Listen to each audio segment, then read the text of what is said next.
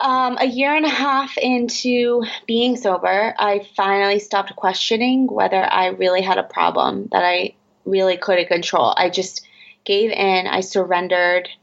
I felt a wave of peace once I finally accepted it. Just stopping, I finally just stopped fighting what I knew to be true. And, the ironic thing is that as soon as I accepted my powerlessness, I felt empowered. That was Sasha Tozzi, and this is the SHAIR Podcast.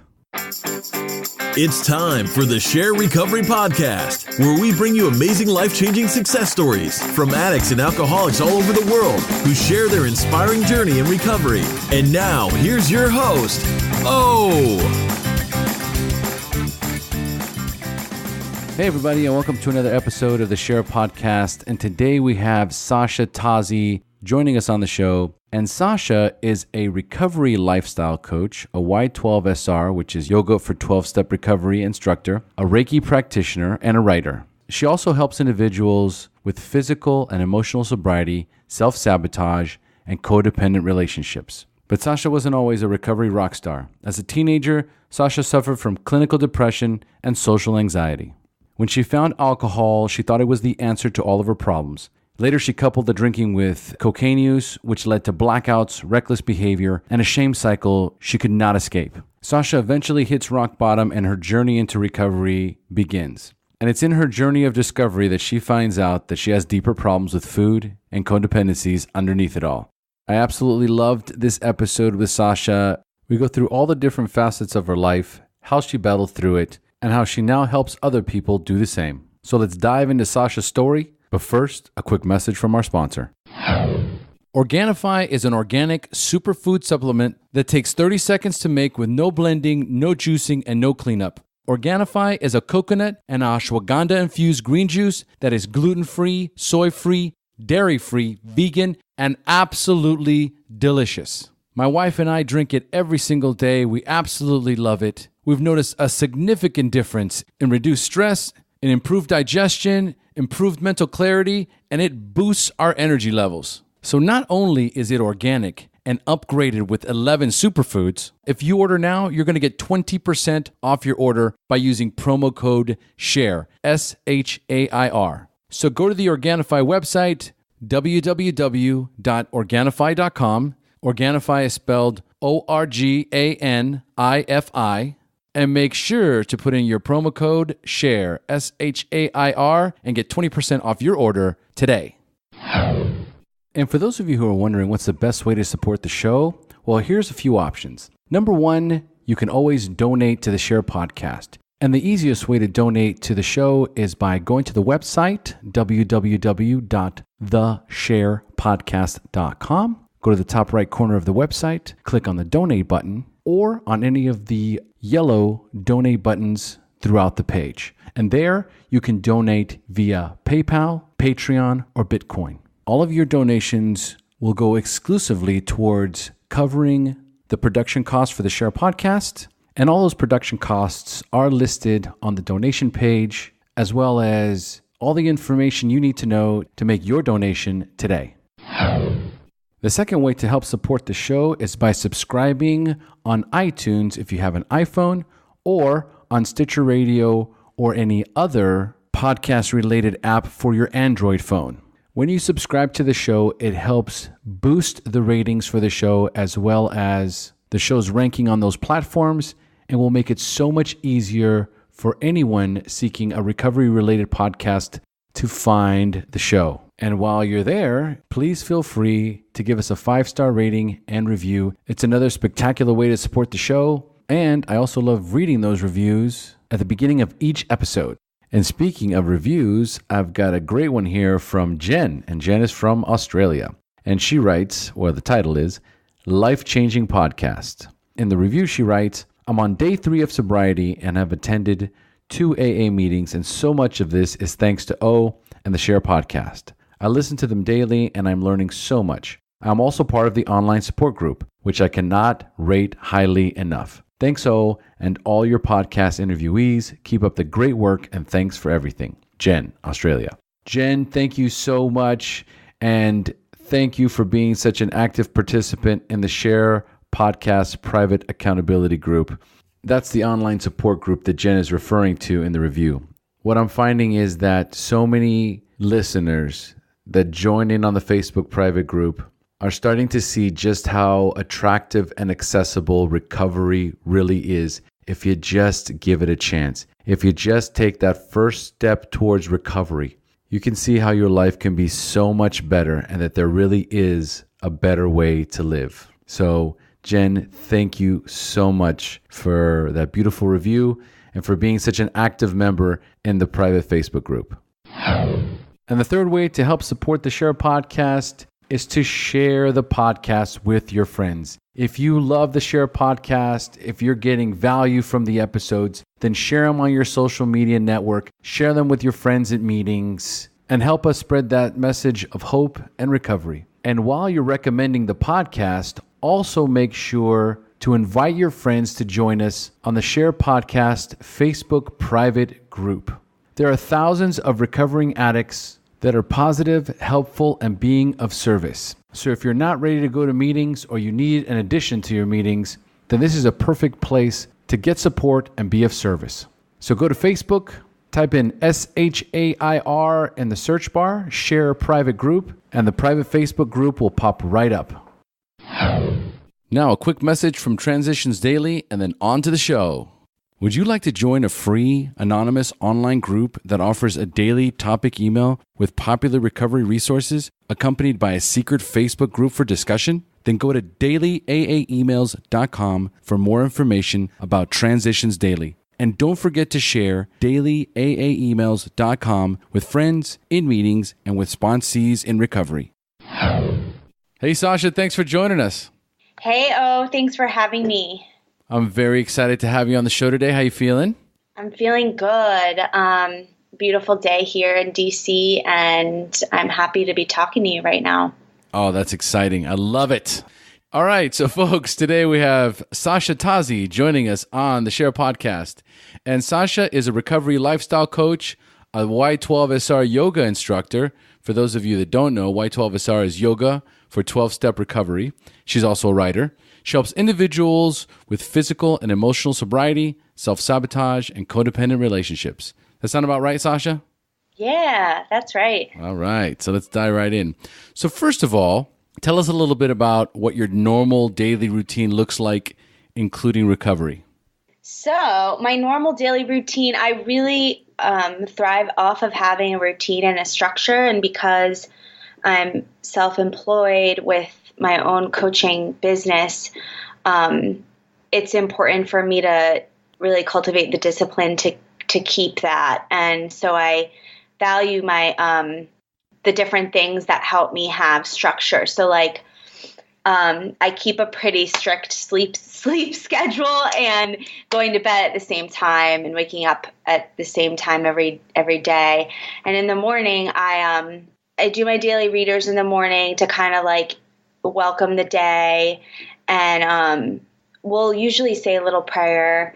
And then depending on the day, I sometimes can go to yoga in the morning and do my yoga practice, or like I'll start with clients early or something that I need to do with the back end of my business and like kind of more content work or admin work. So it's very different every day, but the things that stay the same are that I make time every day for exercise and my quiet, reflective life, and also eating like 3 regular meals, because that's super important for me, just keeping my like energy level and my mood and my just everything kind of stable. Like I get hangry really quickly. So like it will be bad. Like, I mean, so, you know, and then sometimes I have a meeting thrown in. So I'll go to like a lunchtime meeting, 12-step meeting, or a meeting in the evening. So it really depends on the day, but like, so it'll vary a little bit, but all of those things are a regular part of my week. Beautiful, beautiful. I love that term, hangry. My wife and I adopted that a long time ago, and we remind ourselves of it, whenever it's coming up. I'm starting to get a little hangry here. Yeah. So we better get some food in our systems fast. This could go south real quick. It sounds as though because you're self-employed, it's paramount to be disciplined and structured basically all the time. I mean, I would say like that it's just like easier to kind of get into, how they say idle time is the devil's plaything. Yes. That quote. It's easier to kind of fall into like morbid thoughts or rumination or just kind of ways of thinking or behaviors that don't serve you when there's like, for me now, I answer to myself. So it just can be a little more challenging to like rely on yourself for like all your motivation and all your time management, right?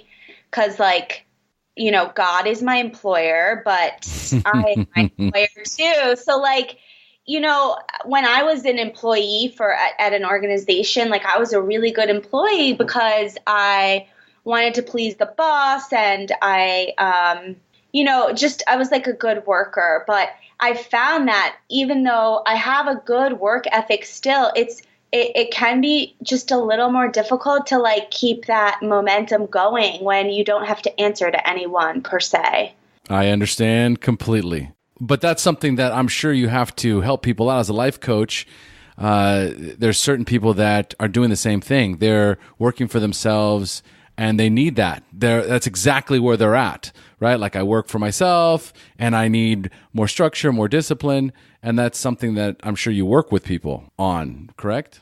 For sure. I mean, definitely time management techniques and just stress management and just how to plan out your life, how to plan out your meals, how to fit exercise in, like all of those things, how to, most people are so busy and don't have time to do all the things they want to do. But so it's about like reprioritizing their lives and what is a priority. And let's see how we can arrange your life so that it supports your priorities. So definitely. And that's the cool thing about coaching is that the part that one of the reasons I love it is because it helps me to help people through some of these issues. It helps me even tighten up my structure even more. So yep.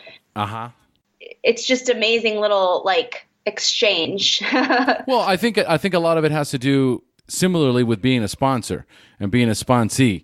When you're sponsoring somebody and you're guiding them through whatever event they're going through or whatever part of the steps they're going through, as you walk them through it, you start to reflect or you start to look at your own life and go, I'm giving this suggestion out. I should probably practice that a little bit more. So it's a fine-tuning element. Exactly. That's cool. It's very cool. I can dig it. I think that's the next phase for me, life coaching. I do these interviews and, I've been in recovery for 14 years and I'm constantly coaching people, right? As a mentor, as a sponsor. So I think that's the next logical step for me. It feels like the right move. If it feels right, then go for it. Move into it. So then a very important element in our sobriety is that spiritual condition, that conscious contact with our higher power. You pray and you meditate. What does that look like on a daily basis, and how important is that in your recovery? It's very important. Most of the meetings that I go to are 11th step meetings. So we do meditation in the meeting. So it's really, really nice. And that was more or less my introduction to, well, I would say yoga kind of introduced me to meditation, but I love having the meetings as like a way to practice conscious contact with a group. But individually speaking, I mentioned my daily readers. So that's something I do every morning, and it really centers me for the day and puts me in alignment with like my spiritual self. And the ones that I read are both by Melody Beattie, who I recommend her so often. You would think that I like am an affiliate or something, but I'm not, because like I recommend her to like everyone I meet, like even if they're not in recovery.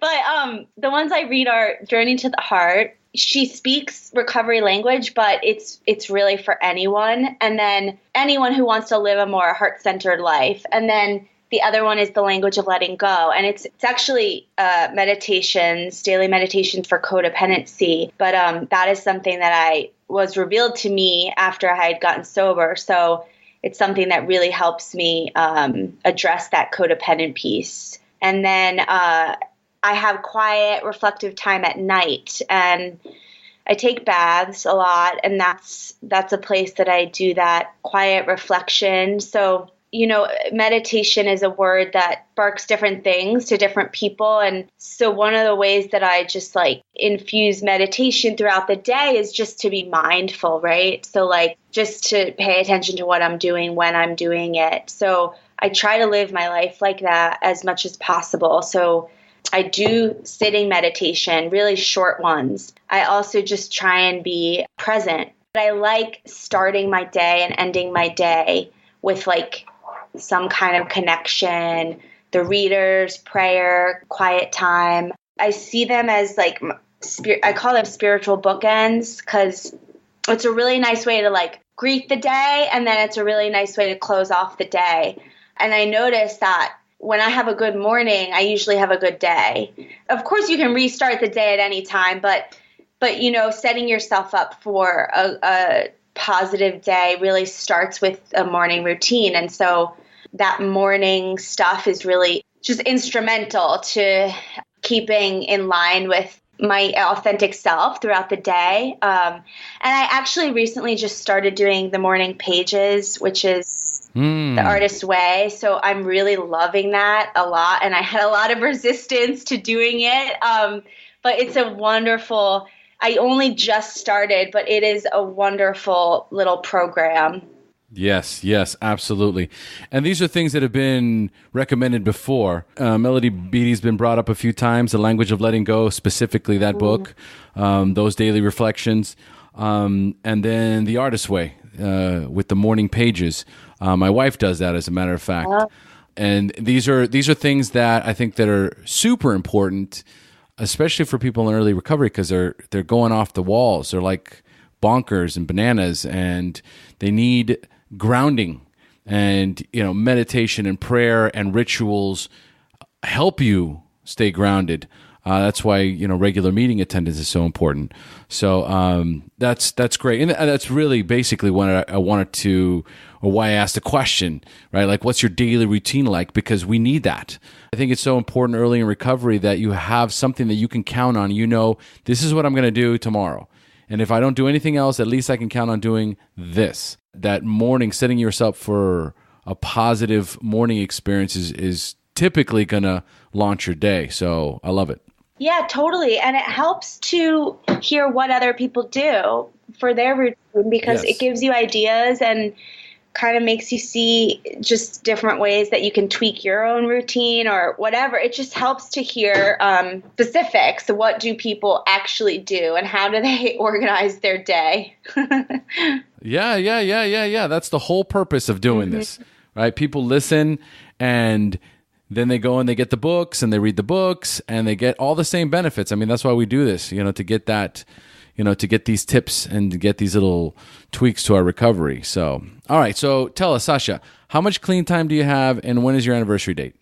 So I have over 5 years. I have almost 6 years, but I obviously can't say that yet. But September 2nd, 2011 was when I got sober and clean. The funny thing about that date is that, like, I wasn't planning on sticking with it. So it's technically the end of August of 2011, but I never took note of the date. So once I was sober for a couple of months, and I was like, this sobriety thing is kind of cool, I might stay with it. I was like, I should write down the day that I started. And just to be safe, I picked September 2nd, and I thought it was like really cool because it wasn't the first, and it wasn't, you know, a typical date. So I picked that, and I liked it. And I'm not trying to like oversimplify the whole thing of getting sober, but when I started, I really wasn't planning on sticking with it. And I wasn't, well, we can get to this later, but I didn't necessarily have a low rock bottom. So there was nothing incentive wise to really keep me sober until I realized that I couldn't go back. I got it. I got you. All right. Well, we're going to get into that. So first of all, real quick, before we dive into your story, I always like to ask how old you were the first time you drank or used drugs, and more importantly, how did they make you feel? Yeah, I think I was 14. I was a rising freshman in high school, and I wanted to feel comfortable in my skin, confident, secure, and that's what it did for me. It made me feel like that, and so I liked it instantly because of that. Beautiful, beautiful. All right, so you're warmed up, so it's time for me to turn this show over to you. It's time for you to share your story, the battle against drugs and alcohol, the wreckage it caused in your life, when you hit rock bottom, and then finally your journey into recovery up until today. So Sasha, please take it away. Sure. So let's see. So as I said, I had my first drink when I was 14, and a lot of the allure for me at that time was to soothe my like social anxiety. I had pretty significant social anxiety and just shyness. So in order to kind of like make friends and be social and fit in, I guess, I discovered alcohol would get me there.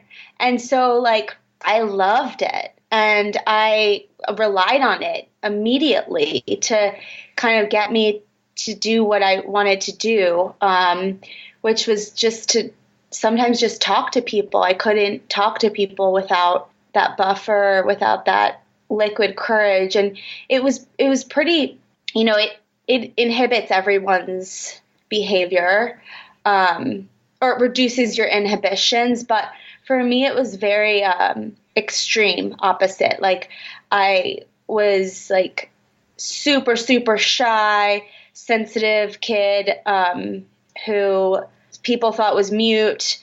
And then when I drank, I was like the life of the party, and I got all this attention, and like I really started to thrive off of that. Like my ego loved it because I, especially with guys, like, and I've heard this being kind of a sub theme of a lot of women's stories where, the word I'm thinking of, like the connection between drinking and drugs and men for women is like really, really strong. And it was for me. And so I basically used it to be able to talk to guys. And I would say like, and I was a really good student in high school. I was really like just a good girl, like kind of a perfectionist and straight A's. And I was captain of tennis team, and I was editor of the yearbook. And I got really depressed my senior year of high school. I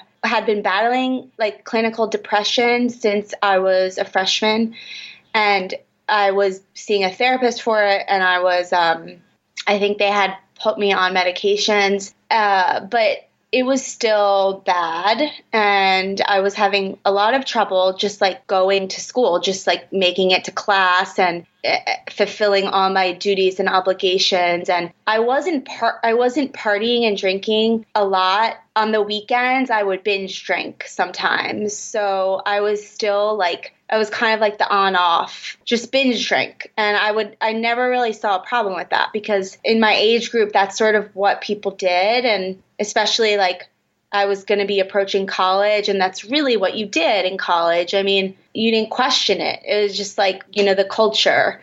Let's see. I went off to college. I almost didn't graduate from high school because like I said, I got like severely depressed, and but I did. I ended up graduating, and I went off to college kind of unsure of myself. And when I was there, I didn't drink at all because I didn't go out. So I just isolated. I didn't make any friends. My only friends were my suite mates. And me and my roommate didn't really get along, and she was like never home. So I basically just did my work and kind of was a loner.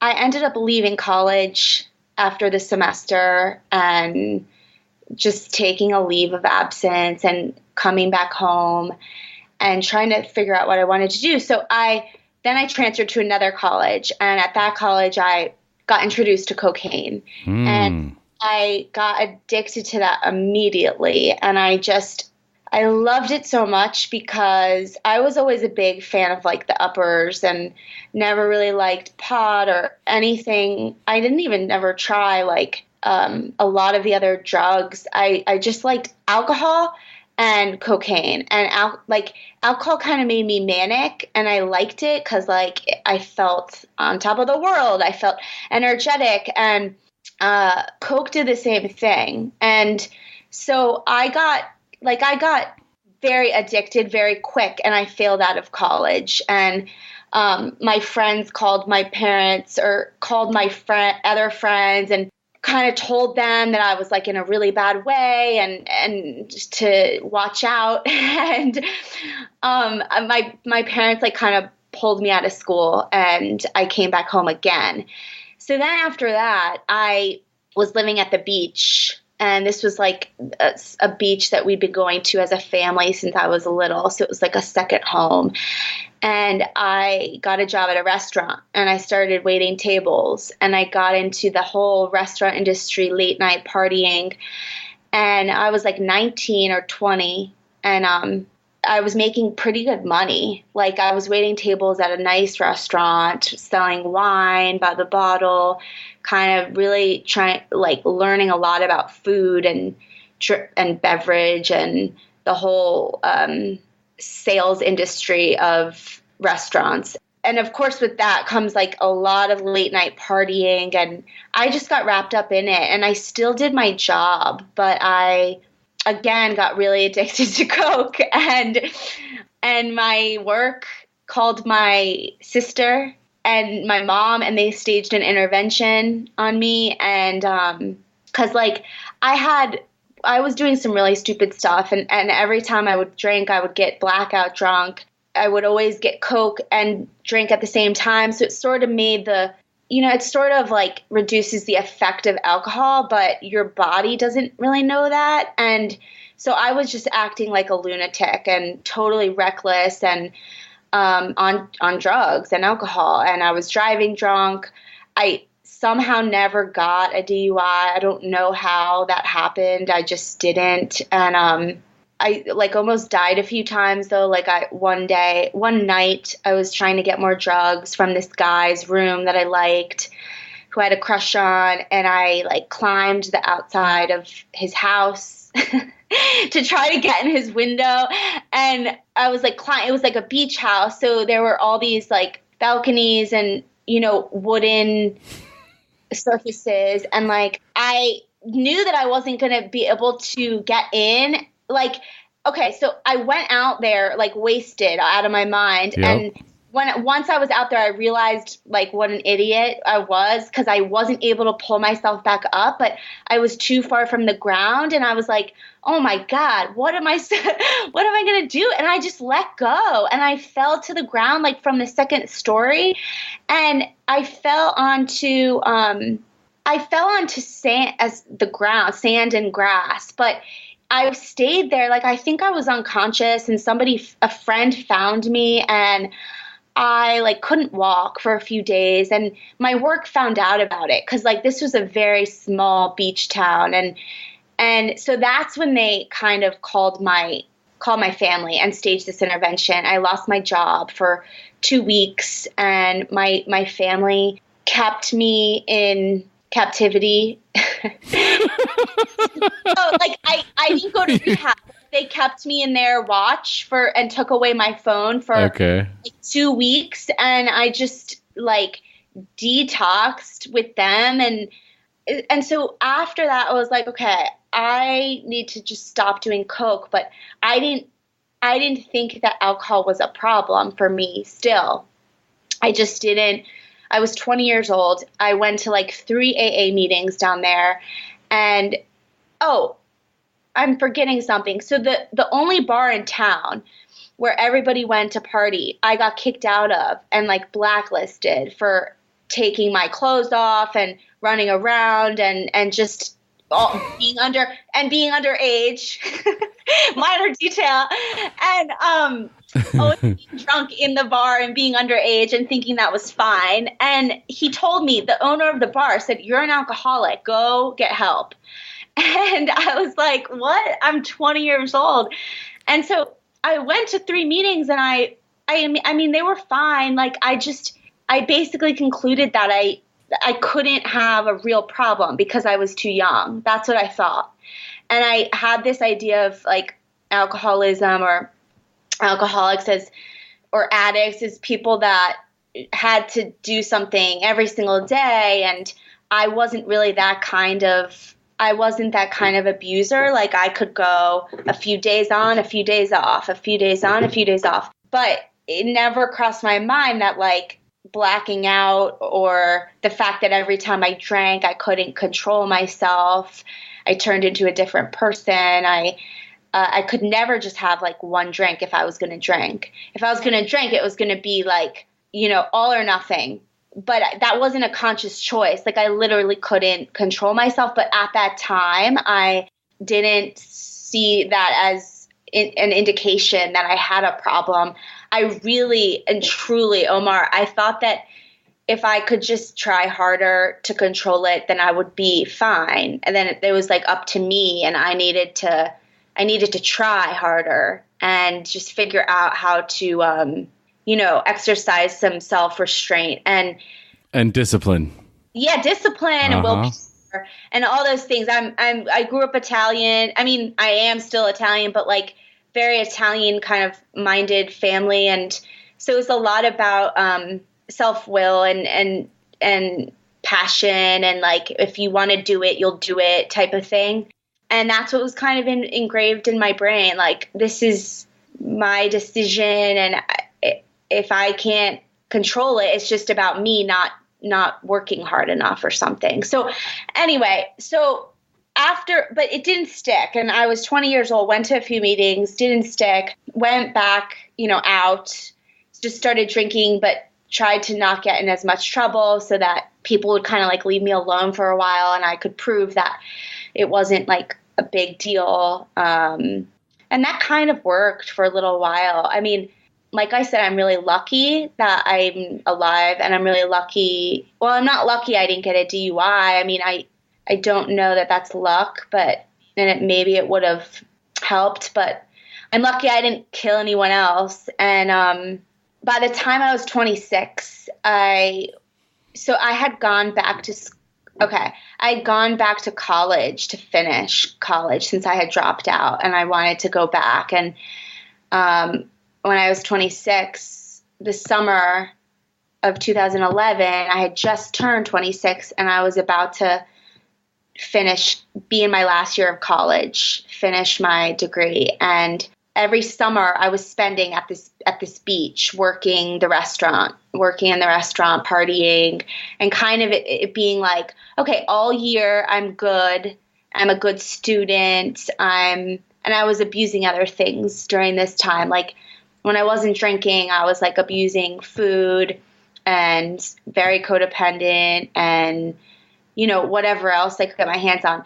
But in the summer times, I was all out drinker. But this summer of 2011, I went back to school, and I was seeing a therapist, and I was just in there every week talking about how much shame I had about all the guys that I slept with that I couldn't remember, everything that I did that wasn't really me, everything that I said that I was like just ashamed. I was just suffocating in shame, and I didn't understand why I kept doing it. And I would just sit in the therapist's office just with my head down, sometimes hysterical. Just at one point, she just gave me an AA pamphlet, and she this therapist that I had, I really liked her. And I've had therapists since I was like 14 and kind of going regularly. And I'm 31 now. But this therapist, she was like really smart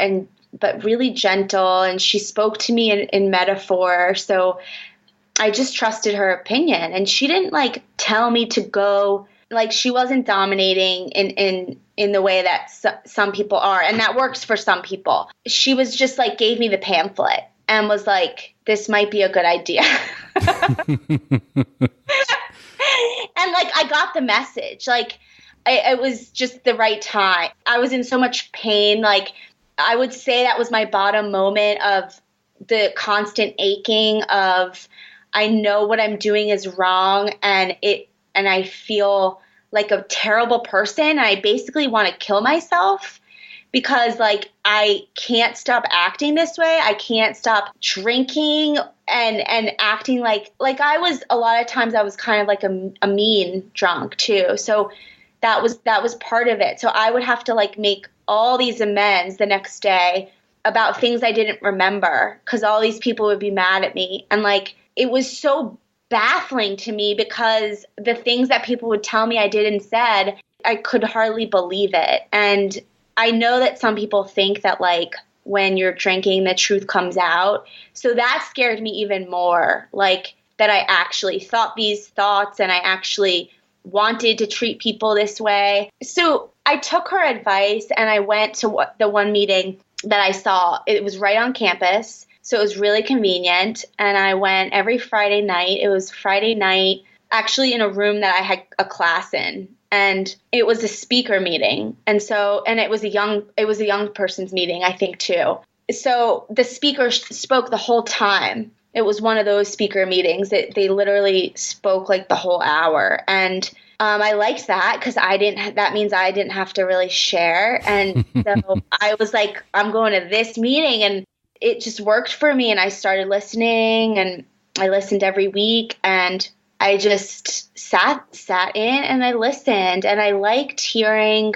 It's like the first place where people were so honest that I couldn't believe it, and I wanted more. I was scared, and I wanted to keep going back because I was so enamored by how honest these people were that I just needed to be around it. And it was healing. It was like instantly healing. And it was the same kind of like instant effect that, alcohol produced, like instant relief. This was instant relief, but much healthier, much more positive. Right. Yeah. And so I kept going back, and at 10 months in, I got a sponsor. I waited pretty long. But, I had one foot out the door for a long time. Wasn't thinking I was going to stick with it, like I said. And after that, I was working the program, and I was meeting with my sponsor. I still have the same sponsor to this day, who is a remarkable woman, and she's taught me like so much about the program and about recovery, but also about life and about being a self-respecting woman and all of that. So after I graduated, I moved back to the DC area where I grew up, and I was going to meetings and stuff, but I hated having to talk. So again, that social anxiety stuff, which, it's gotten a lot better, but progress, not perfection. And I got really into yoga, and that helped a lot. Like, it helped my physical body heal, and it helped immensely just me reconnect with myself, because I think for those of us in addiction, but definitely speaking for myself, I totally was disconnected from my body, especially as a woman who was being hypersexual and not really aware of my value. I kind of lost my connection to my body and my self-respect. So yoga helped me so much. I can't tell you how much it was, just like how integral it was, just as much as AA in those early days. So like I was working a 9 to 5, and if I couldn't make a meeting, I would go to yoga, and they would kind of do the same thing for me. I used them interchangeably if I couldn't do both. I guess when I first got sober, I thought that was my problem. And so if I could just get rid of this drinking drug problem and get sober, then like I'll be good. Yes, we've all had that. Yeah. Yeah. And so like, no, that's not what happened. I was pretty naive. So it's just, all the things come out that were being hidden by all of the drinking and drug use. And I didn't really know how to live life. I didn't know how to feel feelings.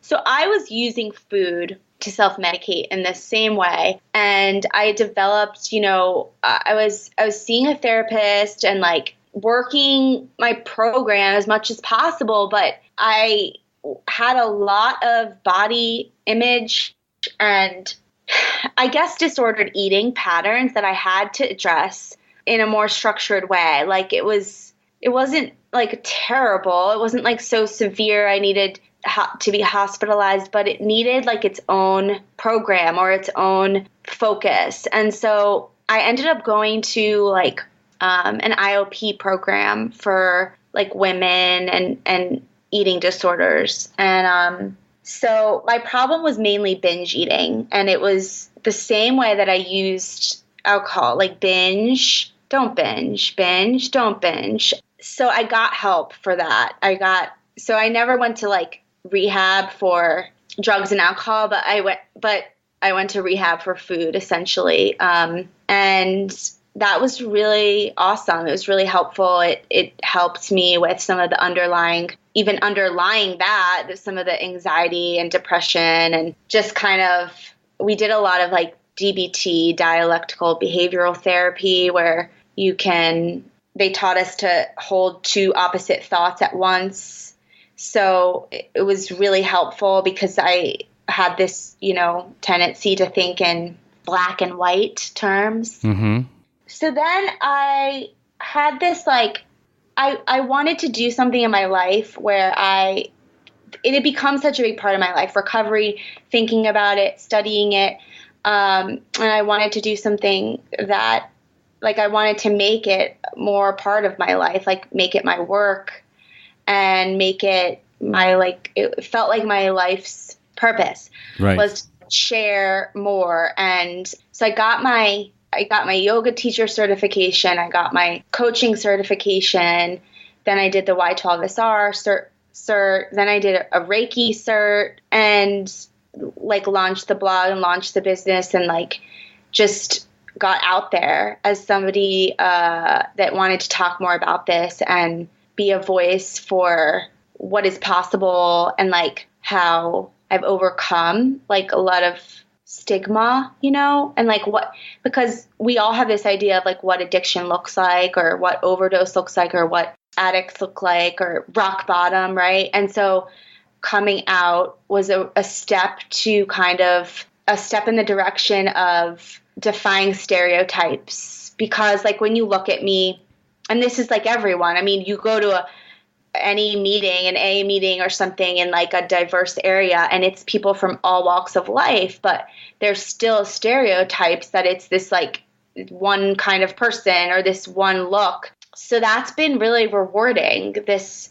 kind of making it, I don't know where like my life ends and my career begins. It's all just kind of blended. And so it feels really on purpose, I guess. And but I forgot the codependency piece. So like, I guess 2 years ago, I hit like an emotional bottom. I hit an emotional bottom where I was trying to control a family member's drinking, and I couldn't, obviously. I was, beside myself with worry and obsessing and just not being able to trust God to handle it. I wanted to handle it. And so that's when I found some of the alternative 12-step programs and really started to then address my codependent tendencies in my relationships. And that's been amazing because it's like another layer. It goes deeper. It goes back to the root of what I was programmed to believe and how I was kind of taught to behave growing up. And so it's been unraveling that and kind of rewiring that. And that's where, you know, the language of letting go readings come in. And I have those as an app on my phone. So I read them from anywhere that I am. And honestly, that book that comes as an app, it keeps me grounded because like I can spin off so quickly without having to take a drink. That's actually like my main focus these days. That's what I work on more in my program is, you know, like the Al-Anonic piece. There's lots of different schools of thought on this, but I kind of consider it an addiction too. It's an addiction sort of to people and to control and to, but that's my primary like focus in my own recovery these days. So I think that kind of takes us full circle. And I think I talked for like a while. I feel kind of bad. You're fine. You're fine. So I wanted to just touch base because I like to poke and prod, especially when they're sensitive topics. And because in many cases when we're discussing addiction, for many of us, saying that we were addicted to cocaine and alcohol and the crazy shit that we did when we were out there using, like climbing up a 2-floor building to climb into a boy's room and then falling and almost killing ourselves. But to go a little more delicate is this food addiction. Mm. So were you bulimic? No. So you weren't binging and purging? Nope. I mean, half bulimic, I guess. But no, it's literally called binge eating disorder. It's a separate eating disorder if you want to label it as that. And it is there was not purging. It was more of a cycle of binge and restrict. So like to make up for my binging, I guess, instead of throwing up, I would restrict and kind of like eat really little or be really good or like, you know, not just restrict. I mean, just restrict my caloric intake and that pretty much on its own set off another binge cycle, right? You were giving yourself a reward. There was like a reward system in place where, okay, so I'm going to be good for X amount of time and now I'm going to just binge on whatever I want.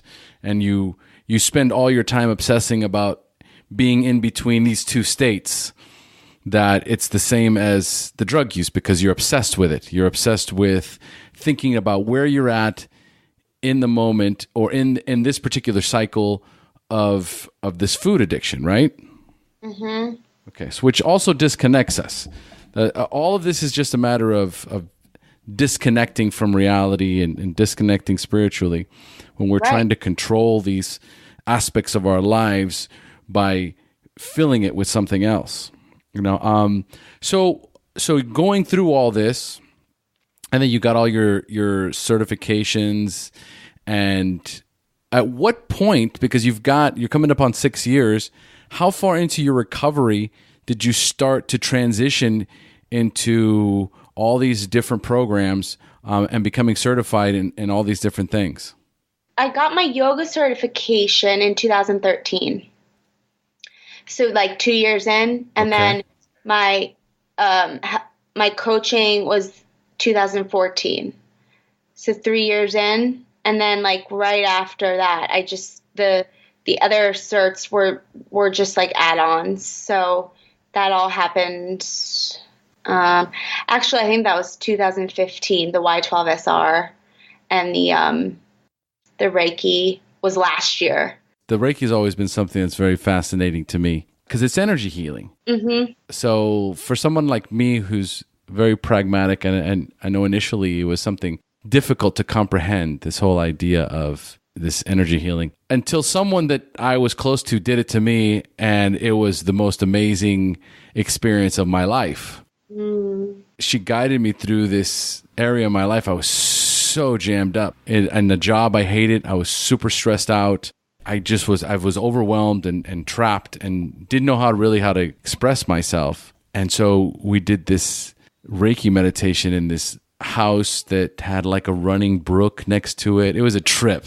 Wow. Yeah, it was super cool. Like I was catatonic for about 20 minutes after. Like I could not speak, and I'm not the kind of person that can't speak ever. So it was all life altering. I think that all these practices that we segue into, they give us so much back because we're able to help so many through these different practices. I got so much out of that experience. So it's something that energy healing and yoga, like what you were talking about. I love the White 12 SR, the little slogan, the issue is in our tissues. Because you talk about how transformative it was, as much or more so than the 12-step recovery, that connection that you have with healing.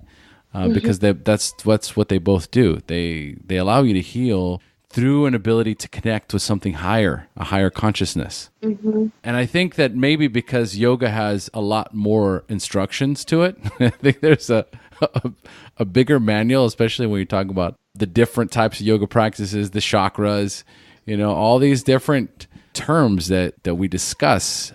Maybe that's what it is. I don't know. Do you think that is what makes the difference between, the feelings that you get as you heal through yoga than the feelings you get as you heal through 12 steps?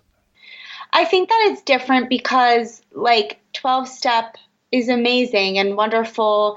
The sense of community and the connection that you might be able to find with other people in the rooms, but it's intellectual. It's just using really your mind and your spirit. But then yoga and other forms of healing like yoga are more holistic. You connect your mind, body, and your spirit. So it's more well-rounded. Like you feel that mind-body connection. And I think that's what makes the difference. That makes sense. That totally makes sense, because I have ultimately been doing yoga more regularly and feel that yearning to do yoga as something that I hadn't done before. It took me many years to kind of get into it.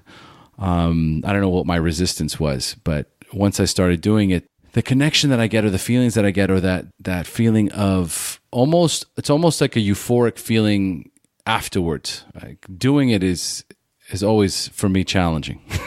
Getting into the positions is uncomfortable, and I find myself in my head sometimes going, oh, I can't quite do this or I can't quite do that, but I keep going, right? And then once I finish, I feel this, this first of all, this sense of satisfaction that I've completed, that I'm done, like I did it, and then kind of just embracing and allowing the healing to happen just by lying there, just in savasana, just by allowing that practice to heal me. It's very, very therapeutic. Oh my God, I agree completely. That feeling that you talked about, that feeling afterward, I think we call that yoga brain. It's total bliss, but you can't really think. But that's kind of like where you want to be. I mean, that's the goal. Yeah. I'm looking for yoga brain, and I need it. I need to be able to disconnect. Yeah. And I think that's a beautiful part of it. And a lot of the members that are in the private Facebook group are very much into yoga, especially the women in the group. And I've interviewed so many women that are very intense yoga people, right? That they have the practices is synonymous with their recovery, doing the yoga. So to me, it's something that ultimately has propelled me to do so, because I gather or I understand through these interviews how impactful it is. And it is a game changer. It has helped change my life. So I will continue to be doing the yoga practices. You're a yogi now. I'm a yogi now. No going back. Yes. Yeah. I get up some days and I'm like, something's not right. Oh, I need to do yoga. Something I never thought I'd say in my life. And it's pretty cool. All right. So Sasha, let's start winding down. And the way I like to wind down is for the newcomer. So I'm going to ask you 5 questions about your early recovery, and I'd like you to respond with inspiring answers you can share with our newcomers. Are you ready? Ready. All right, let's do this. So initially, what was keeping you from getting clean or staying clean when you first got introduced to recovery? Well, I sort of mentioned that in the story, so that I thought I was too young to be labeled like an alcoholic, and I just wrote it off as being a college kid, even though I wasn't actually in college at the time because I failed out due to the cocaine addiction. So, but I was in denial, and my excuse was that I was in phase, and this is what kids my age do. Yeah, I think I was 31, and I was claiming that too. It's just a phase I'm going through. Just let me get through this. Just a ridiculous child. It was rough. All right. So, number 2, at what point did you have a spiritual awakening, that aha moment in recovery where you accepted that you were powerless over drugs and alcohol, but for the first time had developed the hope that you could recover? A year and a half into being sober, I finally stopped questioning whether I really had a problem that I really couldn't control. I just gave in. I surrendered. I felt a wave of peace once I finally accepted it. Just stopping, I finally just stopped fighting what I knew to be true. And, the ironic thing is that as soon as I accepted my powerlessness, I felt empowered. Pretty amazing. And it's very true. Mm-hmm. What's that term? You surrender to win. Once you've surrendered and you have turned it all over, you find that there's this wellspring of power that comes with that. It's powerful because what you're doing is you're just surrendering to a power greater than yourself and relinquishing that ego. And that ego has been driving the boat for so long that once you allow God to take over, it's like jet propulsion. Mm-hmm. So right. Yeah, it's amazing. It's a beautiful thing. So real quick, before we move on, what's the best way for our listeners to reach out to you? My website, and they can just go to the contact page on my website and it'll send me a direct email. So my website's Sasha, P as in Paul, Tozzi.com. And I'm assuming you're on all the social media platforms? Oh, yes. Instagram, Facebook, Twitter. I don't really tweet that much, but I'm on it. But Instagram is probably my the one I'm on the most, and then Facebook. Okay. Definitely. Yeah.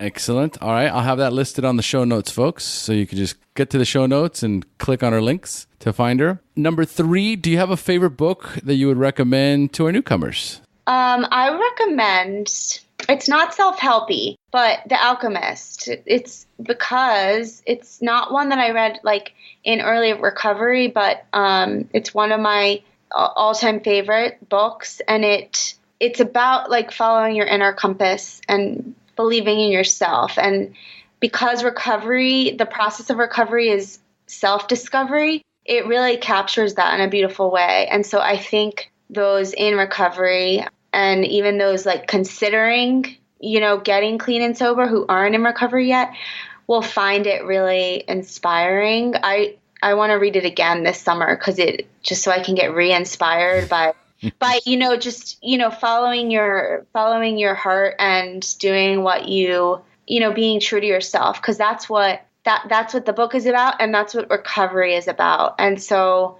it's just that it's a beautiful book. Have you read it? 5 times. Oh yeah. Just 5? Yes, it's our only purpose in life is to find our personal legend.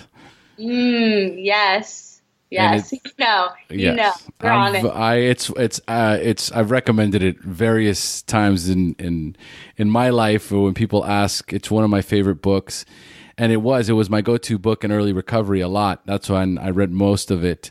I kept reading it early on because I got so much out of it each time I read it. And if I got lost, it would always remind me that I'm right where I'm supposed to be. Throughout this whole entire journey, what I'm looking for is inside of me. And so, all the distractions that are outside in the world are mostly just to kind of teach me of what that is. But we all have a destiny. We all have a purpose. I mean, there was a reason why we went through everything that we went through. We wouldn't be able to help the people that we help if we hadn't gone through all of this hell that was addiction. Our lives, derailed in a massive train wreck. And then our journey into recovery, what does that look like? And how can we help others? We help it by just sharing what we've been through. So that was for me. Me doing the podcast was my personal legend. So I read it. I connect. I love what you said. Thank you. Which part? All of it. Oh, okay. All of it. Everything about the book, and I agree. It's why we're doing what we're doing. Yeah, just going through that everything's on purpose. So like nothing's in vain, right? So like all the stuff that we've been through that has been hard, all the pain and suffering, it's all part of our grand destiny. And you're right. We wouldn't be able to be having this conversation if we didn't go through those things. So it's not for naught. No, absolutely not. It's the adversity that breeds the greatness. Exactly. Yeah, that's where it comes from. So yes, that's one. And then, of course, this has been recommended before, but the one that you talked about in the beginning, which would be the Melody Beattie language of letting go. I think that's something, and I think that one's for women, isn't it? No, I mean, not specifically. Okay, I don't know why I thought it was, but okay. So then I'll have that listed on the show notes as well. All right. So number 4, what is the best suggestion you have ever received? Just say thank you. No, I'm serious. Can I give a little background? Of course. So this was from somebody. I was new to the program. This was actually from my grand sponsor.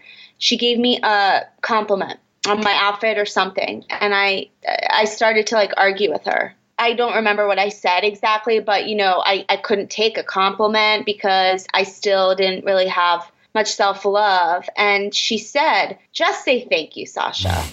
And like, it really was so profound in that moment. I'll never forget it, the way that it imprinted in my brain. And from that moment on, I would start saying thank you, even if I didn't, even if I wanted to argue or disagree or whatever, I would just say thank you. And now I say thank you, and I really can receive the compliment. And the reason why this is relevant and a really amazing suggestion is because it was amazing to me. It was life-changing. And those of us in addiction recovery are, needing to learn how to love ourselves and learn how to receive love. And so that's one of the ways to practice it, and being able to be humble enough but also confident enough to really accept a compliment, I think is, it's something that recovery has taught me how to do. This was early on, maybe within a year or 2 of being sober. And, I was on my way to self-love, but I wasn't there yet. So yeah, it's great now. I always think about that. Well, I think it's very important. And it's something that so many of us, that was taught to me early on as well. Don't minimize a compliment. Don't turn away a compliment. Right? If somebody tells you, hey, thank you for that, or that's very cool. You look very nice today. Don't go, no, not a big deal. Yeah. Don't minimize it. Because that's just you. Not showing grace. Being graceful is allowing God's grace in, and being complimented or being thanked. Right, is an act of grace. Right, it's an act of receiving, and by not receiving, it not only hurts you, it hurts the other person as well. Right, it creates discomfort to a certain degree. So it's nice. Somebody's giving. If somebody's giving, it's because they want to give, and they receive when you acknowledge. Exactly. So you're cutting off the circle of giving and receiving when you don't receive it. Yes. like you're stopping the whole process, and like you're like kind of blocking life progress, essentially. It's so important to be able to be, like you said, present. Mm-hmm.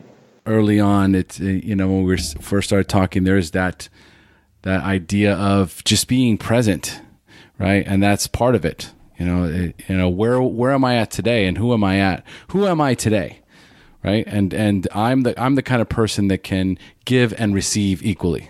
That's awesome. I can dig it. I love it. All right. So number 5, if you could give our newcomers only one suggestion, what would that be? I need to say 2 things because I know it says 1, but you can say as many as you want. Okay, because like I don't want to say like a slogan, but this one slogan like has helped me so much. More will be revealed.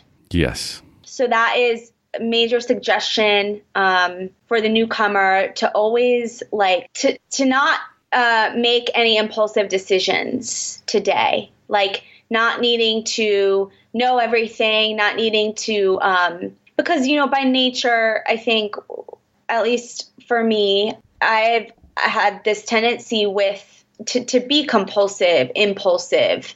And so it's just about like holding off on some of those impulses and relaxing and like waiting for more to be revealed when I want to know things now, or I get impatient, or I don't know how something is supposed to work out, or whatever. It's like really comforting to me. And so there's that. And then also, don't be afraid to follow your own path. So I mean that in the way that like getting sober can be an alternative way to live in our culture. And so I mean that in that sense, like don't be afraid to do it, because it's not what you see your friends doing, and then don't be afraid to like make your recovery yours and make it look like whatever you want it to look like, as long as it works, and, use whatever tools you have and always be learning more.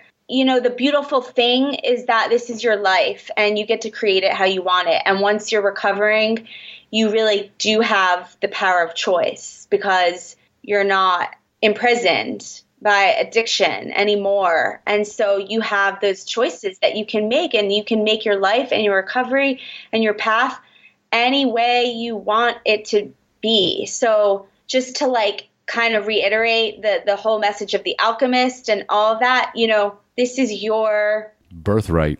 This is your birthright to be true to yourself and to follow your intuition. And so just to not be afraid of that, like trust yourself and don't be afraid to be different or do what works for you, even in the recovery space and even in all the different ways that there are to recover, modalities, and I use 12-step. So I'm open about that, but a lot of my clients don't, and I don't push it on them. And like, so I think it's an important distinction to make, because there are so many different paths. There's one truth, and the truth is like, is love, but there's so many different paths to recovering, and you get to make it yours. So it's my last little tip there. That's beautiful. And I really like that, and I want to hone in on that, which is there are a lot of different paths, which is another reason why I have always been someone who, well, even today, I'm not a religious person, because I believe that there is one higher power, and whatever you choose to call that higher power, and whatever path you choose to connect with that higher power is a personal choice. And I feel that recovery is the same way. I feel that, like you say, there all is one. There is one truth that is love, that is a higher power, connecting through 12 steps or smart recovery or yoga or whatever that path may be. There is a path to wholeness, and it's an individual journey, and you have a right to it. Oh my God, yes. You like that, huh? I do. You have a right to it. I love that you're like speaking alchemy to me. This is, and it's funny because that's how my Paulo. I'm Paulo Coelho Jr.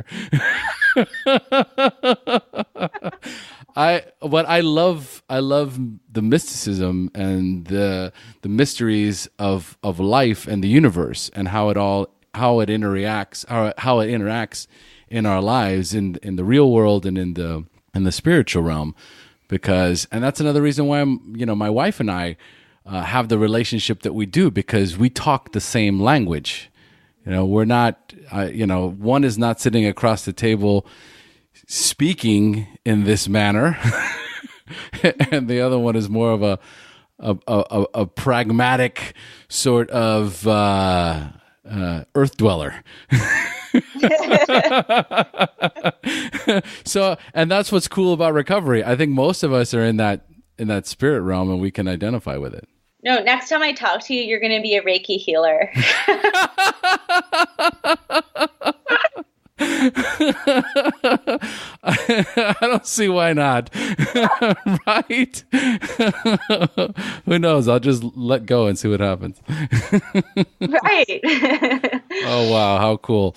All right, Sasha, thank you so much for joining us today. Oh, gosh. Thank you so much, Omar. It's been a pleasure and a joy. Thank you so much. I will say thank you graciously. Yes, you're welcome. All right. Thank you, Omar. Have a good night. We have now reached the end of our show. Thanks for joining us. And as we say here in Costa Rica, pura vida. Pura vida.